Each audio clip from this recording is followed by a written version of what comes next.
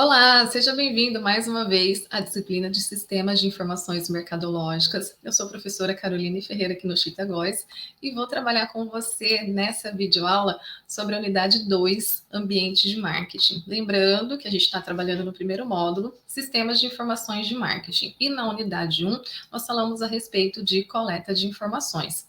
Lembrando, a gente falou de um moderno sistema de coleta de informações de marketing, sobre registros internos e inteligência de marketing. Nesse segundo módulo, vamos falar do ambiente organizacional, que é muito importante também.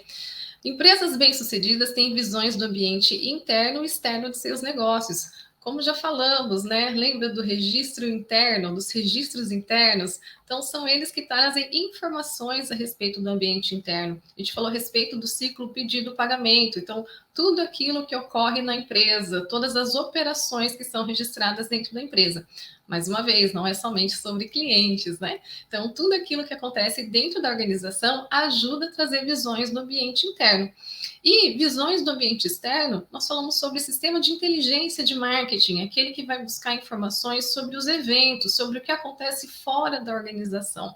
Então, lembrando que a gente pode, por exemplo, melhorar a inteligência de marketing por meio de treinamento com o pessoal de vendas, distribuidores, intermediários, são eles que estão em contato muito próximo com os clientes, muitas vezes até com concorrentes. Então, a gente pode utilizar essa força para trazer informações para a empresa também. Então, vejam, visões do ambiente interno, sobre registros internos, e visões do ambiente externo, sistema de inteligência de marketing. Então, é preciso monitorar esse ambiente, analisar e se adaptar a ele. Está sempre em monitoramento, verificando sempre o que está acontecendo, tanto no ambiente interno quanto no ambiente externo, porque vai ajudar a identificar, né, oportunidades, algumas ameaças, pensando no ambiente externo, falando de forças e fraquezas quando a gente fala de ambiente interno, né, da própria organização. Analisar tudo que está acontecendo e também trazer essa adaptação, porque tudo que acontece no ambiente de marketing pode afetar a empresa. Então, por isso que é preciso estar sempre monitorando, prestando atenção a esse ambiente. E sobre o que nós vamos falar no ambiente de marketing? Sobre análise do microambiente e análise do macroambiente organizacional. Sobre o microambiente, são as forças próximas à empresa que afetam a sua capacidade de atingir os seus objetivos. Elas estão mais próximas à organização, por isso elas acabam oferecendo impacto mais rapidamente. E nós temos as principais forças, né? Fornecedores, intermediários, clientes e concorrentes. Principalmente, qualquer ação deles acaba trazendo um impacto muito mais rápido para a organização. Por exemplo, o fornecedor, se ele interrompe o fornecimento de uma matéria-prima, o intermediário, se não consegue atingir todo o mercado, um posicionamento do cliente, um comportamento diferente desse cliente, ou mesmo uma ação do concorrente. Então, qualquer ação desse microambiente, desses fatores do microambiente, dessas forças, acabam influenciando rapidamente a empresa. Sobre a análise do microambiente, falando da primeira força, os fornecedores. Quais são os fatores que influenciam? Então, a oferta de insumos, a quantidade que esse fornecedor consegue vender, né? A capacidade que ele tem de vender essa matéria-prima, os produtos que podem substituir a matéria-prima, porque é importante que a empresa não seja refém de um único fornecedor ou de uma única matéria-prima, né? Que possa ser utilizada outro tipo de matéria-prima em caso de falta, né? No caso de escassez. Se os fornecedores existentes formam monopólio ou se são divergentes. Monopólio não é uma prática legal no Brasil, por uma questão de ter um maior poder de negociação, ter um maior poder de escolha, né? As empresas precisam ter mais poder de escolha, assim como os próprios consumidores. A possibilidade do fornecedor tornar-se um concorrente, que é chamada de integração para frente. Essa questão fica muito complicada para a empresa, porque o fornecedor já vai ter a matéria-prima com um custo muito baixo. Então, ele já tem um diferencial, uma vantagem competitiva. Então, isso afeta muito a organização, quando existe a possibilidade do fornecedor se tornar um concorrente. E também a dependência desse fornecedor. Como eu já falado, quando a gente estuda em administração, essa questão de não depender somente de um fornecedor, elencar normalmente 3 ou mais fornecedores. Se por um acaso faltar matéria-prima em um, conseguir matéria-prima no outro, ou um preço, ou um prazo de pagamento, então não ficar dependente de apenas um fornecedor. Depois dos fornecedores, nós temos os intermediários. Os intermediários são todas as organizações entre fabricante e cliente final, que são chamados canais de marketing. Por exemplo, os atacadistas, os varejistas, os corretores, os facilitadores, os agentes de vendas, os comerciantes, entre outros. Eles são muito importantes para a organização porque eles ajudam a cobrir o mercado, principalmente num país de dimensões tão grandes como o Brasil, né? Então, eles vão ajudar no lançamento, no controle do produto, ajuda a atingir lugares em que a empresa não conseguiria. Claro que se ela não tiver uma força de vendas aí que consiga atingir tudo, os intermediários são uma boa opção. Eles acabam tendo um contato aí maior com o cliente final e oferecem maior grau de facilidade de compra e também de disponibilidade. Como já comentado, eles conseguem atingir o mercado de uma forma muito maior do que uma empresa conseguiria sozinha, né? E aí, depois dos fornecedores, dos intermediários, nós temos os clientes.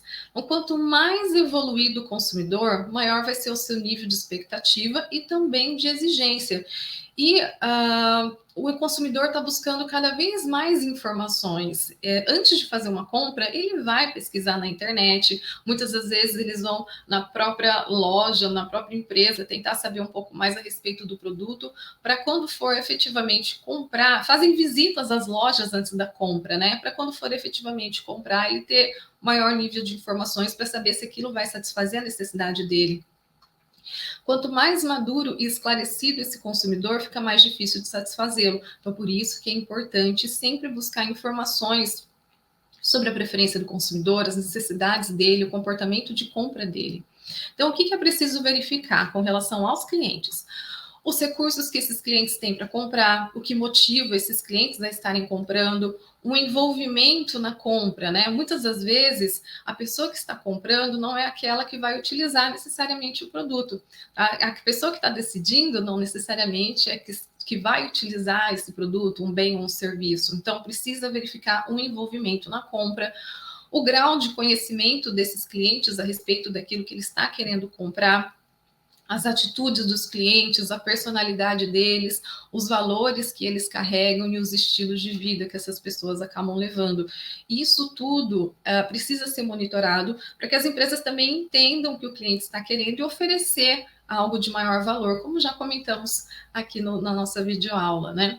Depois dos fornecedores, dos intermediários e dos clientes, nós temos os concorrentes. Então, concorrência pode ser direta ou pode ser indireta. Concorrência direta é quando uma empresa vende o mesmo produto que eu vendo, a mesma coisa, tá? A concorrência indireta é quando uma empresa vende algo que pode substituir aquilo que eu estou vendendo. Então, são produtos diferentes, mas que se substituem. Então, por exemplo, box de banheiro, tá? Esse box pode ser de vidro, vidro temperado, ou pode ser de acrílico. Não é o mesmo produto, mas são produtos que se substituem, tá?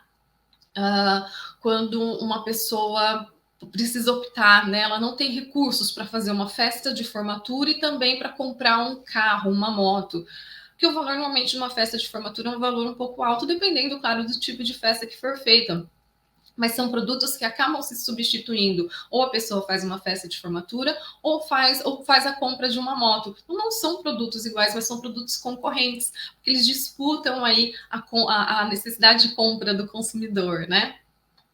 Então, quais são os fatores que influenciam com relação aos concorrentes?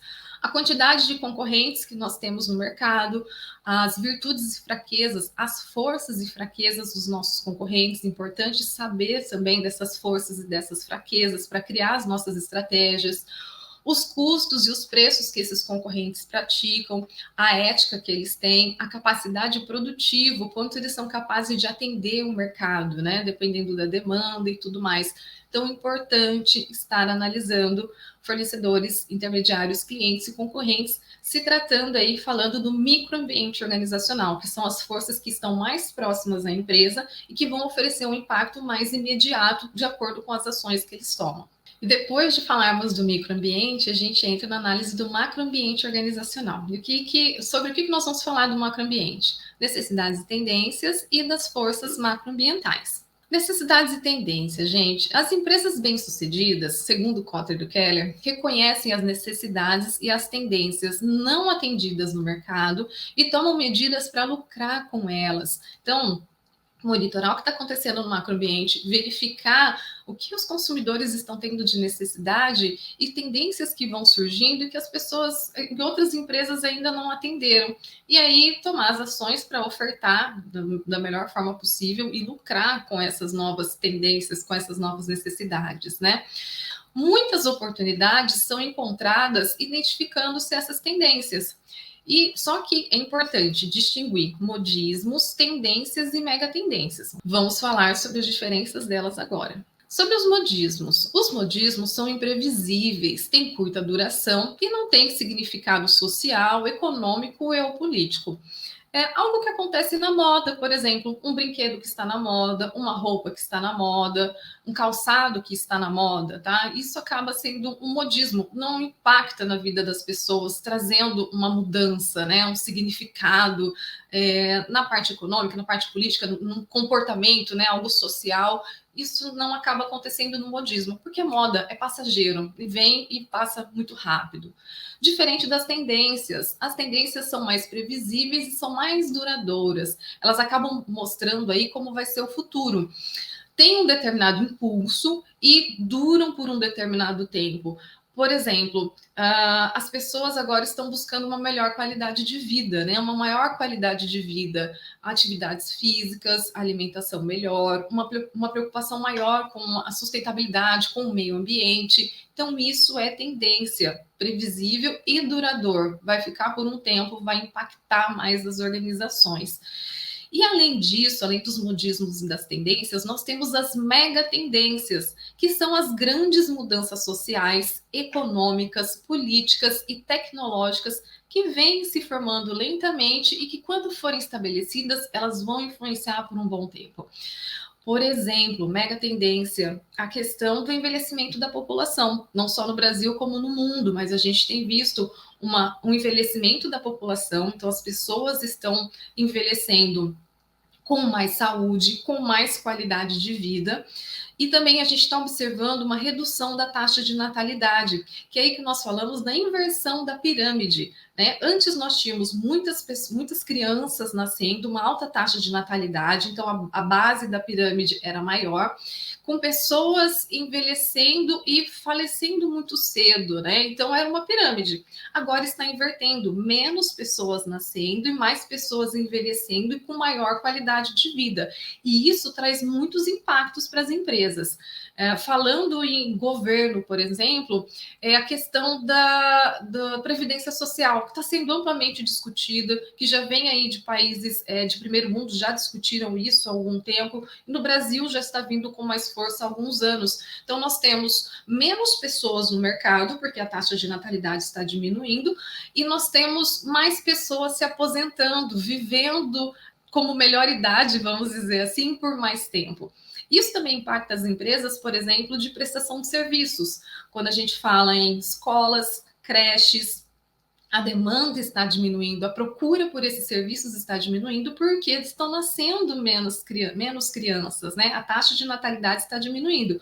Em contrapartida, nós temos empresas oferecendo serviços de entretenimento, serviços de lazer para melhor idade. Então, pessoas que estão se aposentando têm uma boa qualidade de vida e querem aproveitar, querem viajar, querem ir ao cinema, querem ir a shows, querem ter novas experiências. Então, isso acaba trazendo muito impacto. Por exemplo, universidades, a pensar como vai ser esse público para o futuro, a demanda está caindo, mas existem estudos que falam que as pessoas mais velhas vão acabar voltando para a universidade, se já não cursaram uma vez, mas virão para novos cursos, para se atualizar mais, para estar cada vez mais presente no mercado, sabendo do que está ocorrendo no mercado, e por que não disputar também vagas no mercado de trabalho, porque vamos ter mais vagas do que pessoas jovens procurando emprego, tá?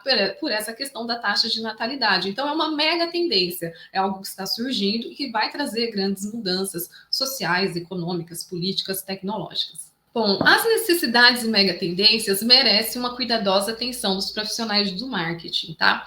Mas importante ressaltar que a identificação de uma nova oportunidade de mercado não garante o seu sucesso, mesmo que seja tecnicamente viável.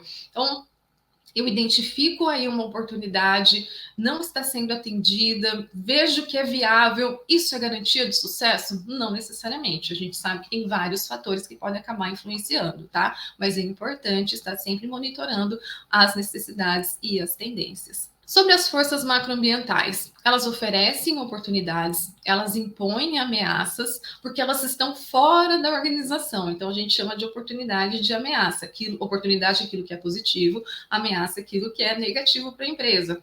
E nós temos 6 forças que são importantes: demográfica, econômica, sociocultural, natural, tecnológica e político-legal. Então, a gente começa falando das forças do ambiente demográfico.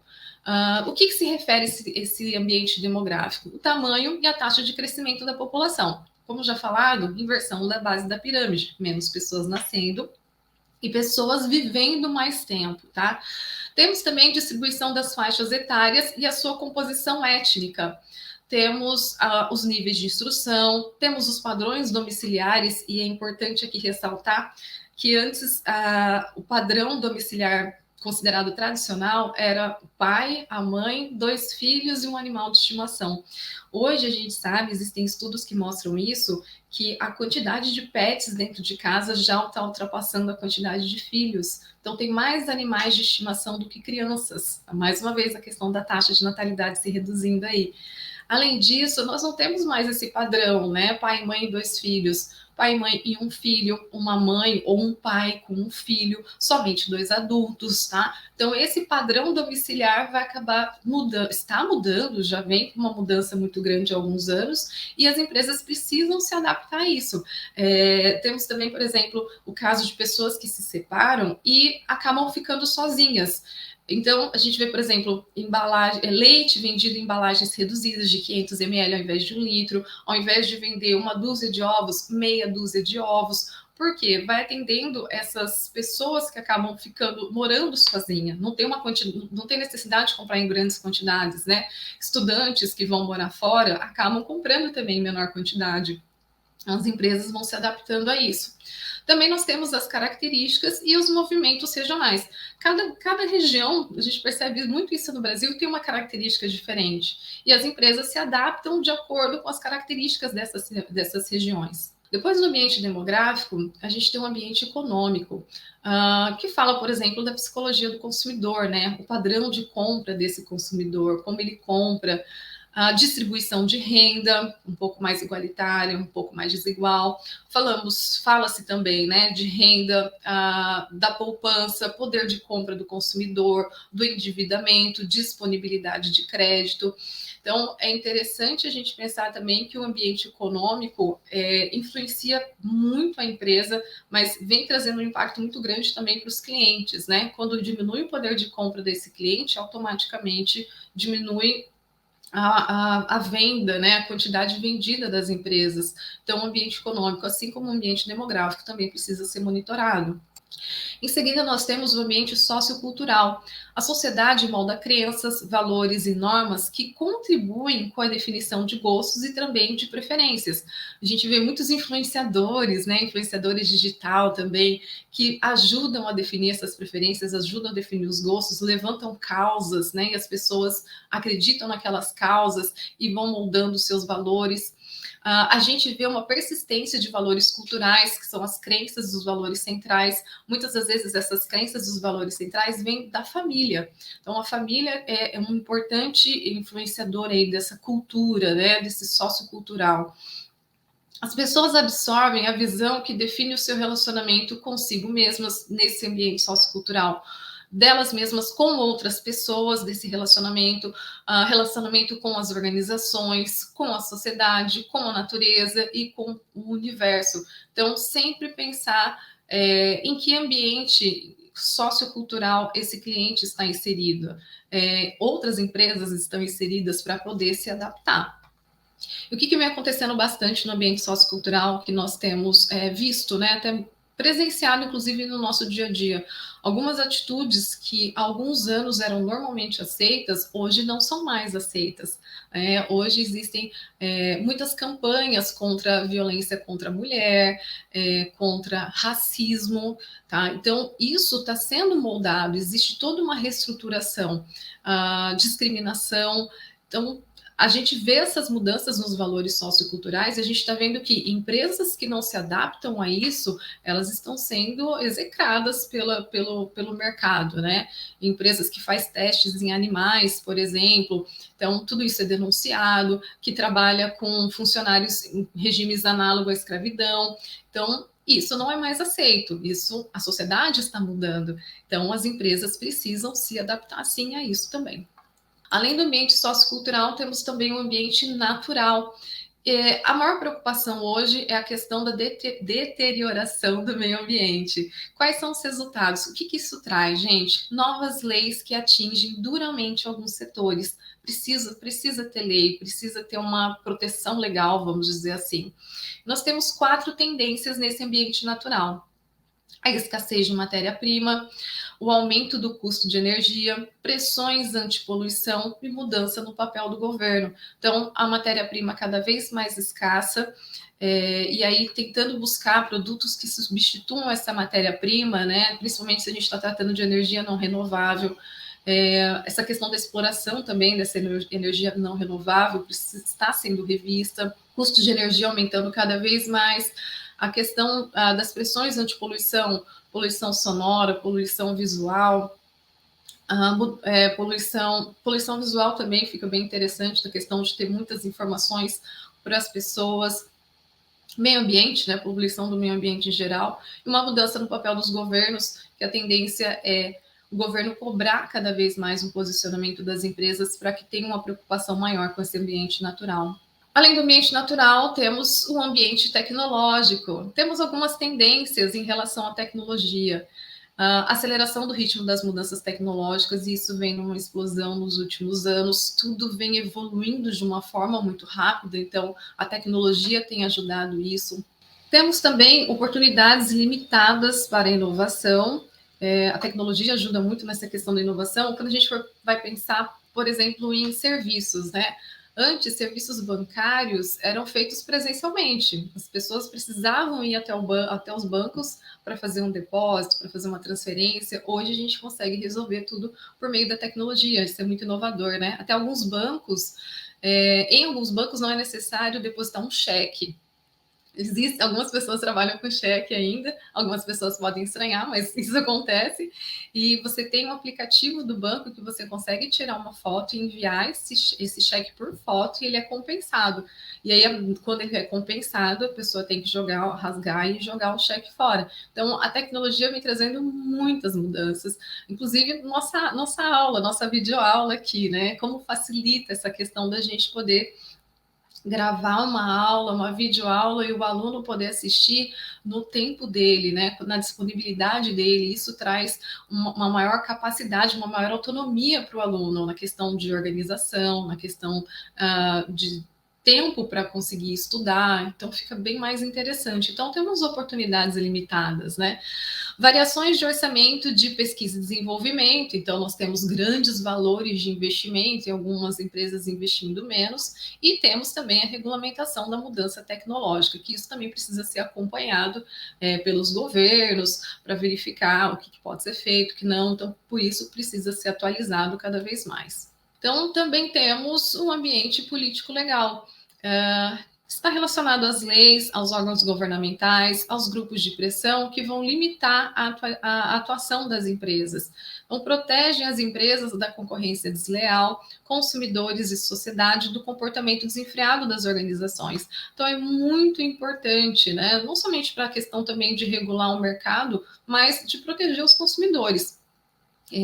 Concorrência antiética. Então, existem aí as agências que regulam, né? Agência Nacional de Telecomunicação, Agência Nacional de Aviação Civil, tudo para tentar estabelecer, vamos dizer assim, uma ordem no mercado. A gente viu há alguns anos, uma influência do ambiente político legal, a taxação de bagagens que são despachadas, né? Por quê? Isso gerou uma certa polêmica, mas foi interessante quando chegou no Brasil. As pessoas ficaram tanto indignadas, né? Os passageiros, os consumidores ficaram tanto indignados para falar assim: antes eu não pagava para despachar a bagagem, por que eu tenho que pagar agora? Então, de certa forma, é para proteger outros consumidores. Então, se a gente pensar que o combustível do avião é gasto de acordo com o peso que ele carrega, uma pessoa que não despacha bagagem, tem só uma bagagem de mão, por exemplo, né? Não tem que pagar o mesmo valor de uma pessoa que despacha bagagem, duas malas, três malas, uma mala que seja a mais. Então, a partir do momento que passou a ser cobrado, a pessoa que leva bagagem a mais acaba pagando um pouquinho mais caro. O interessante seria, assim, reduzir os preços para aqueles que não despacham bagagem, né? E manter os preços para os que despacham. Mas tudo envolve uma questão de custos, de análise, de lucratividade, objetivos da empresa e tudo mais.